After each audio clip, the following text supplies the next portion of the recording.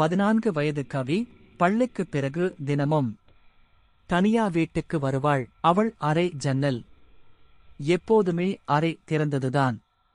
ஒரு நாள் மாலை அவள் உள்ளே வந்த உடனே ஜன்னலின் அருகே ஒரு பெண்ணின் நிழல் நின்றது போல தெரிஞ்சது. அவள் கண்ணே சிமிட்டி பார்த்தாள்.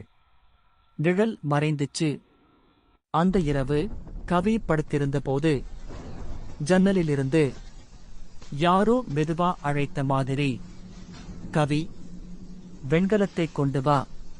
அவள் பயந்து அம்மாவை அழைக்கப் போனாள்.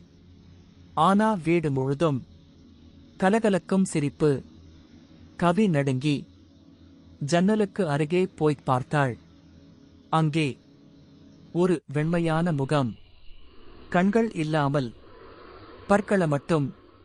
அது வாயைத் திறந்து என்னோட உள்ளே வா என்று சொன்னது. அந்த நொடி இருட்டு வெடிச்சு. கவி ஜன்னலுக்குள் இழுக்கப்படினாள். அடுத்த நாள் ஜன்னலுக்கு பக்கத்தில் கிரீடமிட்டு போடப்பட்ட ஒரு சிறிய வெண்கல பொம்மை மட்டும். கவி இல்லை. ஜன்னல் இன்னும் அறை திறந்தே இருக்கு. அடுத்தவருக்காக